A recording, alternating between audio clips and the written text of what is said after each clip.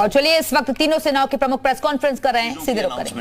एक 10.5 lakh jobs government के लिए, दूसरी अनाउंसमेंट अग्निपथ स्कीम की जहां पे केवल 46,000 वैकेंसीज थी, बट किसी वजह से ये पूरी दौड़ 14 तारीख से इन 40,000 वैकेंसीज की तरफ चली गई और उसमें आप लोगों का योगदान काफी है। Go next. ये रिफॉर्म क्यों आया? ये रिफॉर्म लॉन्ग पेंडिंग था। सबसे ऊपर वाली आप स्टेटमेंट देखिए, ये स्टेटमेंट आज की नहीं है, ये 1989 की स्टेटमेंट है। 1989 में ये काम शुरू हुआ था। हमारी तमन्ना थी कि ये काम शुरू हो, बट उसकी और भी कई सारी पहलू थे। वो चाहता था कि ऑफिसर की एज कम हो, कमांडिंग ऑफिसर की एज कम हो, टीथ टू टेल रेशियो कम हो, तो एक एक करके ये काम शुरू करा गया। कमांडिंग ऑफिसर की एज कम करी गई, जो हमारी टीथ टू टेल रेशियो है वो कम करी गई। उसके बाद कारगिल रिव्यू कमेटी के अंदर अरुण सिंह कमेटी ने बोला एक सीडीएस का गठन होना चाहिए, वो काम हुआ। अब उसी चीज को आगे ले जाते हुए हमने जो नेक्स्ट रिफॉर्म था वो था कि किसी तरीके से जो एज हमारी 32 साल है, ये देखिए ये बता रहा है 30 साल 1989, आज ये 32 साल पहुंच गई है। 32 साल को किस तरीके से 26 साल ला सके, ऐसा क्यों? हमारे को यूथफुल प्रोफाइल चाहिए। ये क्यों चाहिए? बिकॉज आप सबको मालूम है 2030 के अंदर हमारे देश के अंदर 50% पीपल 25 साल की उम्र से कम होंगे। क्या ये अच्छा लगता है कि देश की सेना जो रक्षा कर रही है दे आर 32 इयर्स? ये हमारा सिर्फ एक ही मुद्दा है कि हम किसी तरीके से यंग हो जाए। इसको स्टडी करा गया पिछले 2 साल, एंड ये सीरियस वर्क। पहले तीनों चीफ जनरल रावत मिलके एंड कई लोगों से इसके बारे में डिस्कशन करी कि क्या क्या तरीके हैं, इसकी परसेंटेजेस कैसे करें। उसके अलावा हमने स्टडी करी बाहर के देशों की स्टडी, तकरीबन सारे देश हमने स्टडी करे। सब देशों के अंदर देखा गया उम्र 26, 27, 28। नंबर 2, भर्ती होने के तरीके कितने किस्म के हैं? कम से कम 3 से 4 तरीके हैं भर्ती होने के लिए, एंड सबके अंदर जब वो बाहर निकलना चाहते हैं वो जा सकते हैं। कितने साल में जा सकते हैं? 2 साल, 3 साल, 4 साल। सो मल्टीपल एंट्री एवेन्यूज हैं, मल्टीपल एग्जिट एवेन्यूज हैं, एंड वो बाहर जाके क्या कर रहे हैं? वही चुनौतियां हैं जो हमारे नौजवानों को चुनौतियां हैं बाहर जाने की। इसके बारे में मैं आपको बात करूंगा। देखिए हमें चाहिए क्या? यूथ।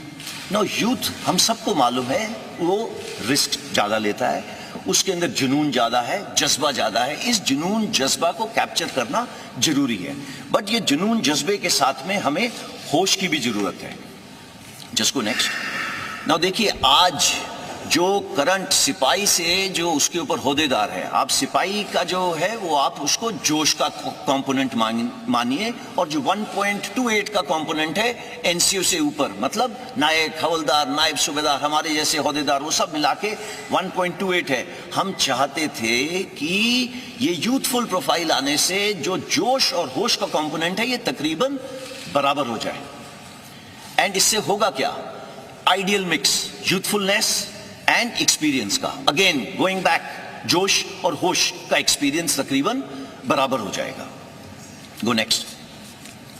सी, आज देश के अंदर आपको मालूम है कि फौज की कितनी रिटायरमेंट्स हैं, ये आप सबको मालूम है। फौज के अंदर, आर्मी के अंदर तकरीबन 45,000 से 60,000, नेवी के अंदर तकरीबन 2,500 से 3,500, एयरफोर्स के अंदर सिमिलर नंबर, वो सिर्फ 5,000 हो जाता है। हाउएवर, जो आपको पता होना चाहिए, ये नंबर्स हैं जो हमारे प्रीमेच्योर रिटायरमेंट ले रहे हैं। प्रीमेच्योर रिटायरमेंट का मतलब क्या है? प्रीमेच्योर रिटायरमेंट का मतलब ये है कि अगर मैंने इस फौज के अंदर 25 साल, 30 साल, मैं अभी 59 ईयर्स का हो गया हूँ, 60 में मैंने रिटायर करना है, वो मेरी पूरी एज सर्विस की है। बट इतने तादाद में लोग हैं। इंडियन आर्मी में तकरीबन 14,000, इंडियन नेवी में तकरीबन 3,000, एयरफोर्स में तकरीबन 500 से 600।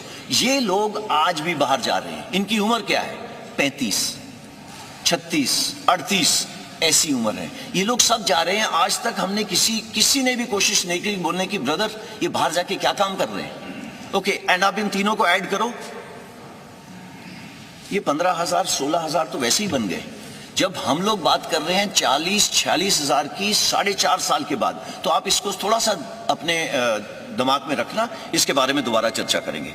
वो नेक्स्ट सी कमिंग बिफोर मैं पे एंड अलाउंसेस पे आता हूं, उससे पहले मैं बात करता हूं ट्रेनिंग की।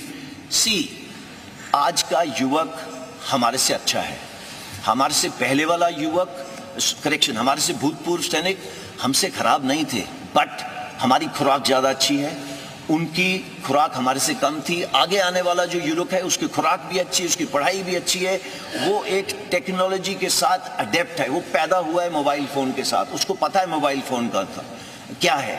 और तो वो कल को जो ड्रोन वॉरफेयर हो, जो आप आज देख रहे हैं टीवी के ऊपर, एक टैंक चल रहा है, टैंक को टैंक नहीं लड़ रहा, टैंक को एक ड्रोन लड़ रहा है। तो आगे आने वाली जो लड़ाई है वो अलग किस्म की होगी, टेक्नोलॉजिकली सैवी होगी। अगर वो टेक्नोलॉजिकली सैवी होगी तो उसके लिए अलग किस्म के लोग चाहिए, और वो कौन सा किस्म है? हमारा यूथ, भारत का नौजवान।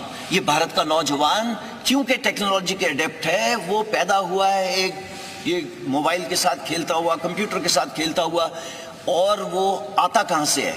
गांव से। हमारी इनटेक 70% विलेज से।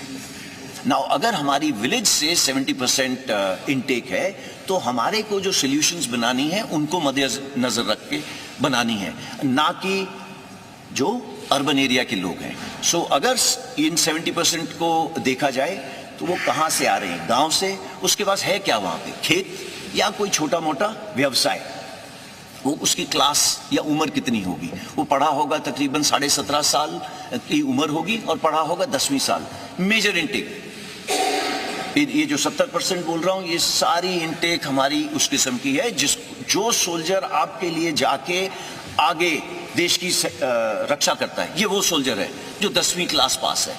12वीं क्लास के हम ले सकते थे, बट सी हमारा काम थोड़ा जोखिम का है। एंड आप देखते हैं जब भी युद्ध हुए हैं कितनी, चाहे ऑप पवन हो, उसके बाद ऑप पराक्रम हो, चाहे कारगिल वॉर हो, चाहे गलवान हो, आपकी भी आंखें भर जाती होंगी और आपका दिल पिघल जाता होगा जब आप देखते हैं बॉडीज नीचे आते हुए। तो ये काम थोड़ा अलग किस्म का है। तो आप इस काम को मद्देनजर रखते हुए हमने देखा कि इसकी उम्र 17.5 एक एंड पे, दूसरे एंड पे 21, इसमें कोई तब्दीली नहीं है। ये पहले भी वही थी और आज भी वही है। तो इन दोनों में कोई तब्दीली नहीं है। उसके अलावा हमने पिछले सालों में क्या करा है? अपना फ्लैब कट करा है। फ्लैब का मतलब, देखो टीथ टू टेल रेशियो की बात होती है, टेल कम करी है और कम होगी आगे आने वाले टाइम में। दूसरी जॉइंटनेस बढ़ी है। कुछ सालों पहले आईडीएस हेडक्वार्टर नहीं होता था, वो बना है। तो इस तरीके की जो बीच बीच में चेंजेस हैं वो सब करी जा रही हैं। उसके अलावा नेक्स्ट चीज ये है कि अगले 4 से 5 साल में हमारी इनटेक 50,000 से 60,000 होगी। इसको ब्लैंक कर दें, 50,000 से 60,000 होगी। ओके, 50,000 60,000 के बाद क्या होगा? ये इनटेक 90,000 से लेके 1.25 लाख होगी। So it is not 46,000। ये हमने क्यों करा है? इसलिए करा है स्टार्ट स्मॉल, स्टार्ट मीडियम। क्यों? सो दैट हमें भी इस स्कीम को चलाने के बाद सीखने को मिले कि इसमें दिक्कतें क्या है। हमें इंफ्रास्ट्रक्चर जो है ट्रेनिंग के लिए उसको बढ़ाना पड़ेगा। वो बढ़ाने के लिए बटन दबा के तो होगा नहीं, उसके टेंडर जाएंगे, उसका ये होगा वो होगा, उसको 3-4 साल लगेंगे। सो दैट हम अपनी ट्रेनिंग कैपेसिटीज जो फौज की तकरीबन 60,000 के करीब है, उसको बिल्डअप करके इस पॉपुलेशन को लेने के लिए जो 1.25 लाख होगी, इसके लिए तैयार हो। नाउ वाई 4 years, जो सब चीजों का मुद्दा है। 17.5 साल 21 साल मैंने आपको बताया, उसके अंदर चेंज क्यों करा गया? इसलिए चेंज करा गया कि पिछले 2 साल के लिए कोविड की वजह से भर्ती बंद थी। भर्ती क्यों बंद थी? बिकॉज हम नहीं चाहते थे सारे एक जवान जिस तरीके से हम लोग एकत्रित हैं एक जगह के ऊपर करे जाए। तो हमने देखा कि इतनी सालों से हम इसकी स्टडी करते जा रहे हैं, अभी हमें एक मौका मिला है to make a change without pain. तो अगर ये चेंज विदाउट पेन हमने करना था, इससे अच्छा मौका नहीं था करने का। इस पे स्टडीज चल रही थी, मैंने आपको बताया, Kargil review committee, group of ministers report, ये सब स्टडी करते जा रहे थे, बट हमें मौका नहीं मिल रहा था कि ये कब करा जाए। Because it was a transformative reform. हमें जरूरत थी, आज नहीं 30 साल से जरूरत थी इस एज को कम करने की। इसका इंपैक्ट क्या होगा? Go next. पहले मैं आपको पे अलाउंसेस का बता देता हूं। जो आज जवान को पेड अलाउंसेस मिल रहे हैं वो अग्निवीर को ज्यादा मिलेंगे। ओके, इसके please don't take him cost to company वगैरह जैसे वर्ड, देयर इज नथिंग। फौज की नौकरी एक